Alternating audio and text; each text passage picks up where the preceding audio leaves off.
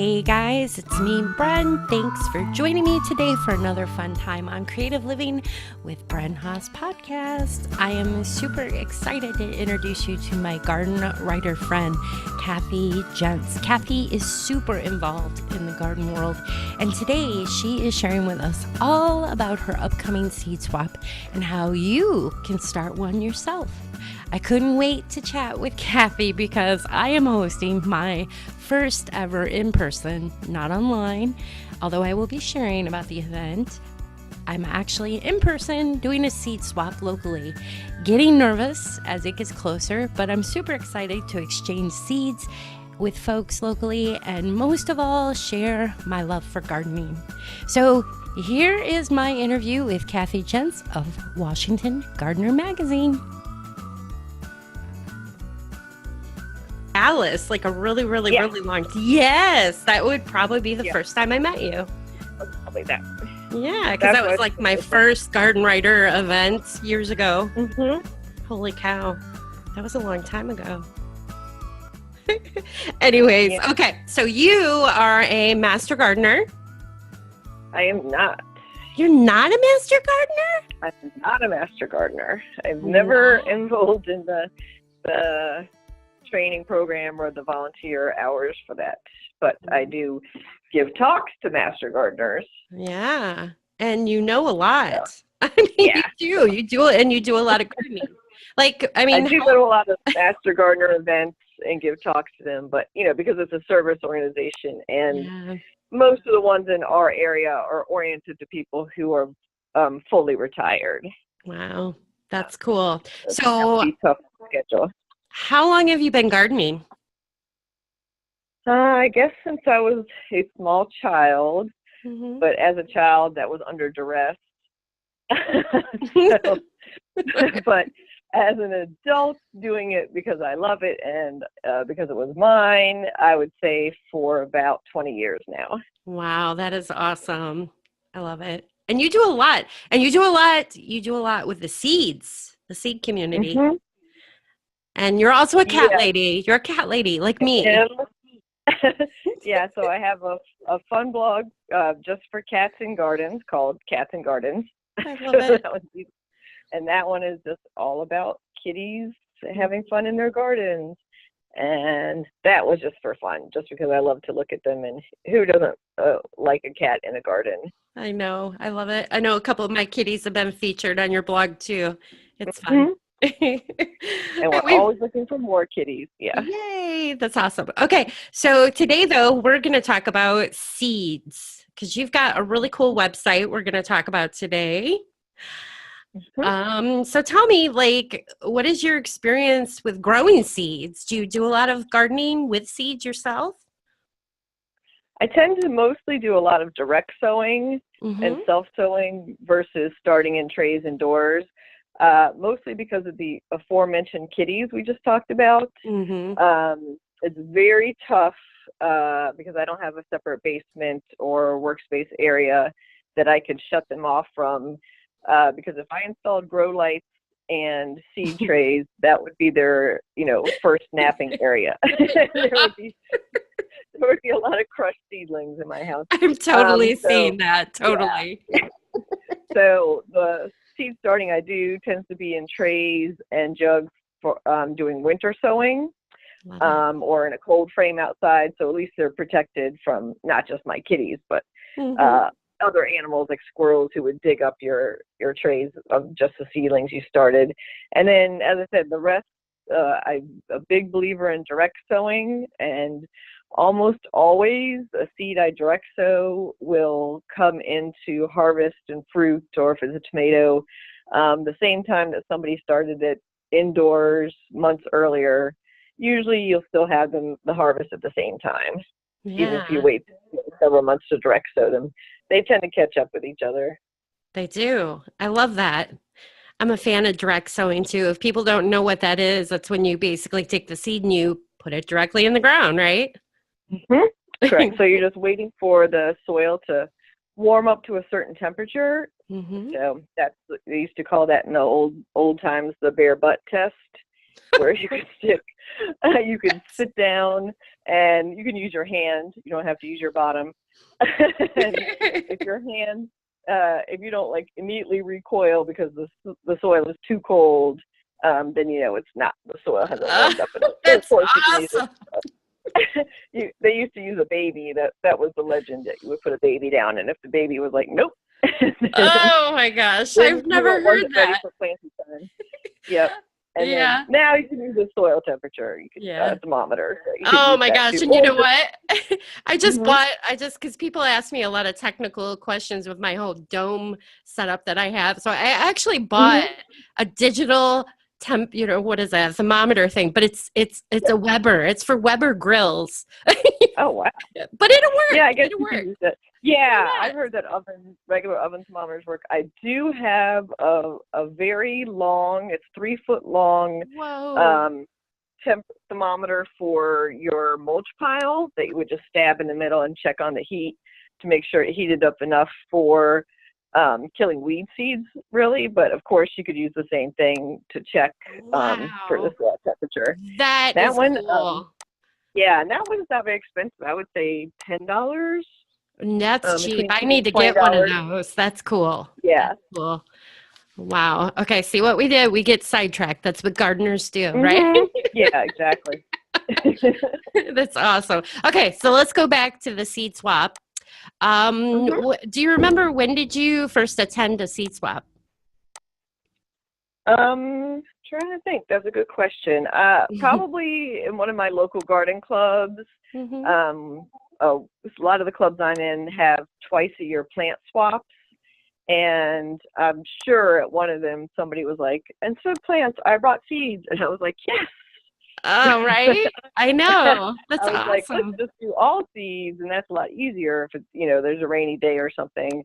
Um, so with the magazine, Washington Gardener magazine, which is all about local gardening in the DC area, Mm-hmm. I decided we needed something in the winter to get together, sometime, during the bleak January, February gray days of Yeah. winter.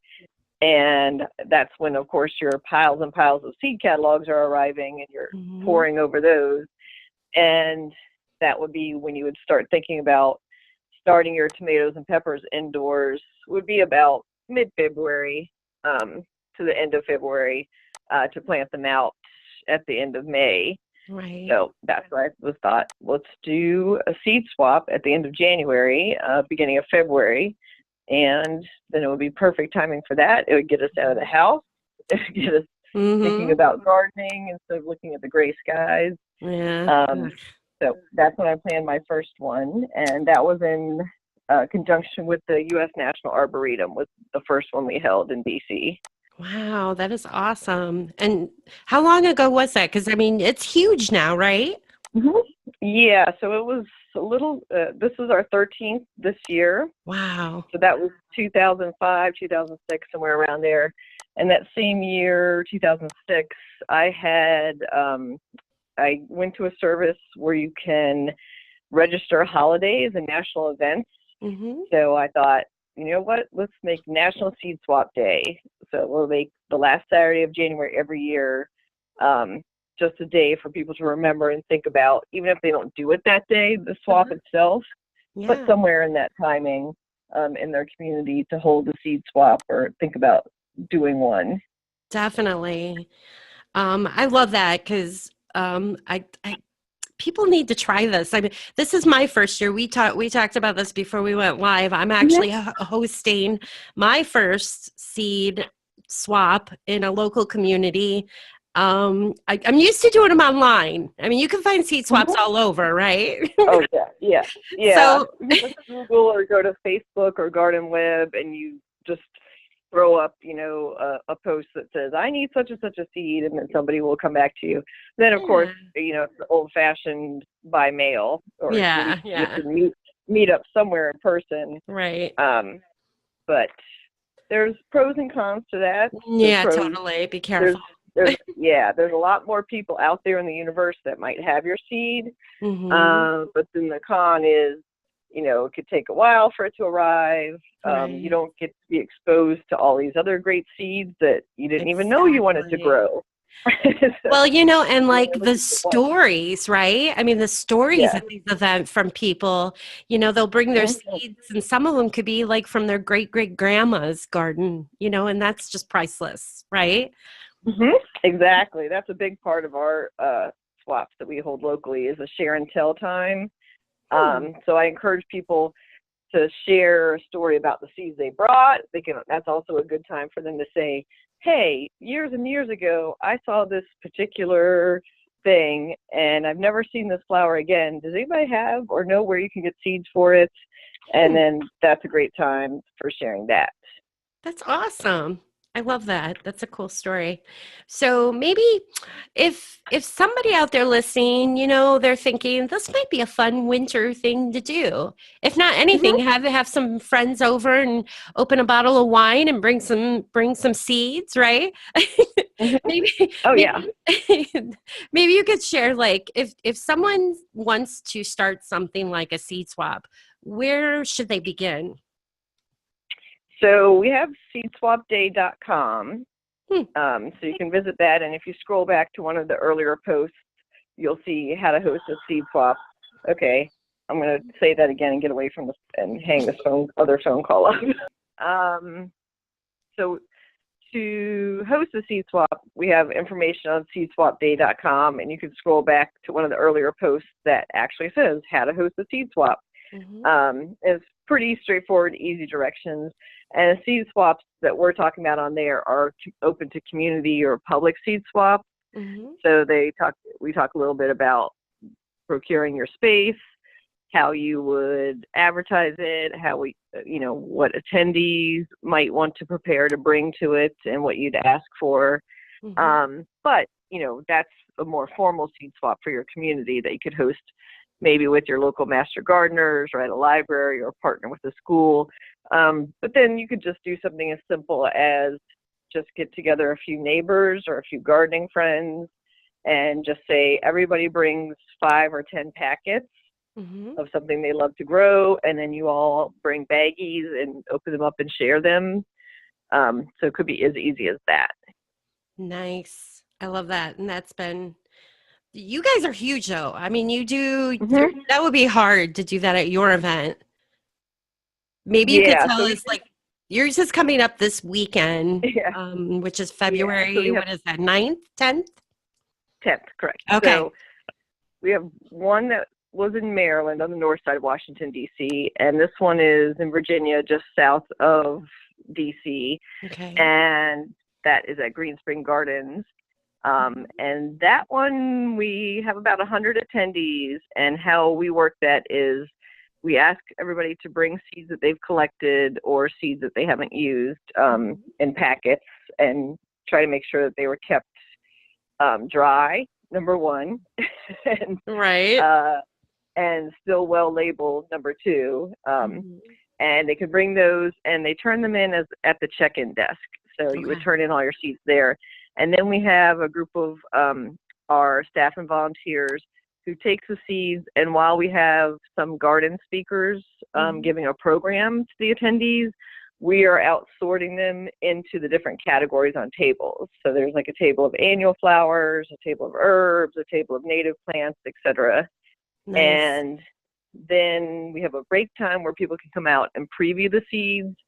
So you would just bring like a pad of paper and go around and write down, okay, I definitely want this one, I definitely want that one, because what happens next when we do the swap is you lose your head and you forget which ones you wanted or where it Right. was. Right? So there's a little preview time. And then we do the sharing time, as I talked about before, so people can ask a question and say, I saw this, Amish popcorn out there. Has anybody Mhm. grown it? How did it do for them? So that's a good time to ask your questions about what you saw. Oh, And that's then, cool. yeah, and then we do rounds of picking. So I would say everybody who has blue eyes, go out and get a seed pack. And then everybody who doesn't have blue Ah. eyes. So we do about 3 to 5 rounds. So everybody gets their like top 3 to 5 picks. Mhm. And then we do what's called a free-for-all, where you just go and everybody gets to grab whatever they want.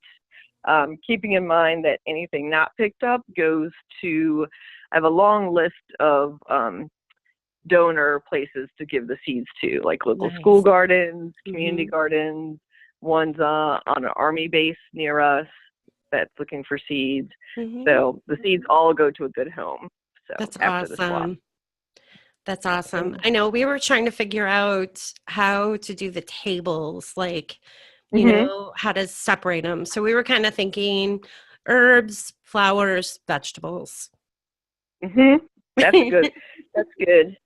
And depending on, and you have to be flexible, I would say, was a good Mm-hmm. thing to be. And I have a couple of our little standees that are chalk that I just painted on wood that are little chalk signs. Mm-hmm. Because one year the tomatoes table could go on for 2 whole tables. Oh, One wow. year, and then it adjusts. And then some years you don't get that many tomato seeds, but you get a ton of pumpkin and squash seeds. So that table expands. I remember one year we got a lot of cover crop seeds, and we had never gotten cover crops in at all ever before as a category. Wow. So we made a new sign for that. So yeah, it always depends on, you never know what's coming in the door. So just be Right. flexible and have extra paper and pen and sign making material, because you'll adjust. Right. Over the years, we just used to have just annuals. It would be like Mhm. 4 tables of annual flowers. And then this Wow. last year I figured out, hey, we can break this down a little bit. Yeah, This is a right. lot. So now we have annual vines is broken out. Mhm. Biennials are broken out, and then any that are native go on Mhm. a separate native table, no matter what the other category they could be under, Okay. because there's a lot of people specifically looking for natives. Sure. And then the last category that we broke out of annuals was annual mixes, because in the past few years we've been getting a lot of like hummingbird mix or wildflower mix for the Southeast day. Yeah. So that was kind of a category that didn't really have a place before. So we had more and more of that. That's cool. So you set this all up the day of the event. You must be there like all day. Mm-hmm. So our event is 12:30 to 4, and check-in starts at noon. We get there about 10 to set up the table categories. We stuff goodie bags and set up the room and test the AV and stuff. So it takes about a good 2-hour setup, and we've done it a few times, so it's pretty quick for us. And then the good part is the end of the day is like zoop zoop and you're out. Yeah. That's the easiest part. And we try to stay very green. We reuse the signs, same signs every year. We reuse a lot of the AV program that we do. We don't do a printed program. We put it up on a projection screen. Nice. Mm-hmm. So, and during the breaks, I'll announce the schedule. So it's posted on Facebook and our website, the schedule, but nobody needs to have a piece of paper in their hand that says 2:30 is break time, that sort of thing. So your group, people pretty much come at the 12:30 when you begin, and they stay the whole day, is the way this sounds. Correct. Yeah. That is very cool. That's and it's 12:34. It goes very quickly. We do prize drawings. We get donations from garden catalog, seed catalog companies, local garden businesses. So if somebody's business is making homemade garden soap, we would put that on the door prize table and announce. So we pick the door prizes throughout the day, so everybody gets a door prize ticket, and that way you're engaged and you're listening. Yeah, because, right. Before and after every speaker, before and after every round of seed picking, we pick another door prize winner. So that's always fun. And I would say about 40 to 50% of people win a door prize. So your odds are pretty good. Nice. Oh man, I wish I lived closer. Yeah. Sounds fun. Yeah. Come visit us next year. Right? But yeah, it's just a nice bonus addition to it. But 12:34 is not a long time, and people who don't want to be there for the speakers could always arrive during the preview or snack time, and then that's about 2:30, and then just stay till the end of the swap. So that would be like 2:30 to 4. Okay. And it's funny because this year I noticed there were a few attendees who got their goodie bag, which does have seeds in it, and then they stayed for the 2 speakers, and then they left after the snack time. Oh, nice. They didn't stay for the swap, but they were there for because our speakers are so good, and they were like, I have enough seeds. I just wanted to be there for that part of the day. So that's perfectly fine as well. Yeah, totally. Yeah, I could see how the whole part of swapping the seed could get a little crazy if you have a lot of people there. I do want to note, like one of the first ones that I went to, they actually used, those little tickets that you give out for raffles, like the roll of, what are those called? So, and that's what we use for our door size. Yeah. Okay. So like every time, for every seed packet. Carnival tickets. Yeah. Right. That's what they're called. Okay. Yep. So for like every seed packet the person brought, they got a ticket for that. So trade the ticket in for other seeds if they wanted, that type of thing. So and there's different people have their swaps different ways, and that's one way. Some people try to be like super fair, like they're trying to be super fair that if you brought 10 seed packs, you get 10 seed packs. But we found over the years that somebody will come in with 50 packs because let's say you're saving seeds from your Cleome or Cosmos. Yeah, right. You got a lot. You do. Yeah.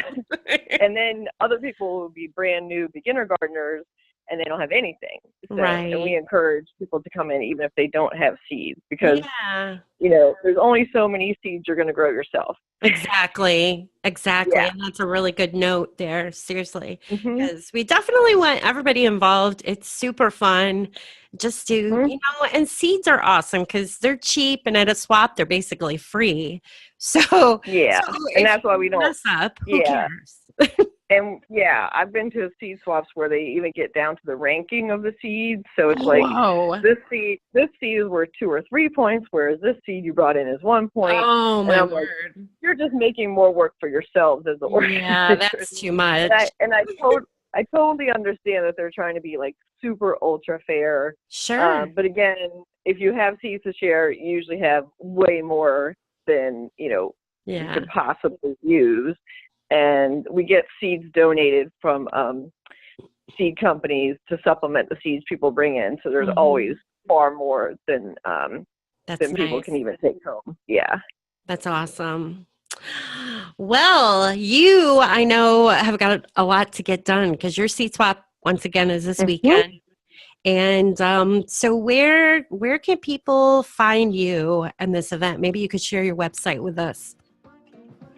Yeah, so they can either find it through seedswapday.com and scroll down to listings and look for the Virginia one on February 10th. Or they could come to washingtongardener.blogspot.com and they'll see it within the last few posts. Or I have it pinned to the top of our Facebook page, which is just Washington Gardener Magazine. And you'll see it as an event there, and I'll have all the details and instructions on how to attend there. That's awesome. I think we got it. Yay. Yay. Thanks for sharing with me. Thanks for having me. Seeds are like all about abundance and generosity and, especially getting young gardeners and newer gardeners, I would say non-veteran gardeners into it. Seeds are, a very low-cost entry into gardening. I love it. I love how you rephrase that because, hey, who you calling old? Yeah, none of us are old. We're not. And you could just be a beginner gardener and you could be 85. That's right. You just don't know that. That's right. When you could come to it later in life or younger in life. Yeah. But there's always more to share. And gardeners in general are just very generous people. Yes, totally.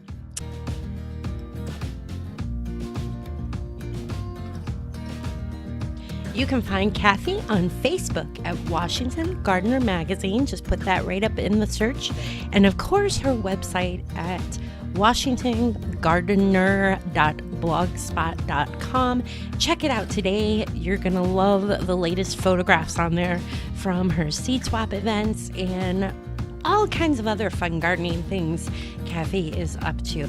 I want to personally thank you for taking the time to connect with me today on this presentation. Let's do it again real soon. Reach out to me on my website at brenhaas.com, where you can find my newsletter, sign up featuring recipes, gardening, and so much more.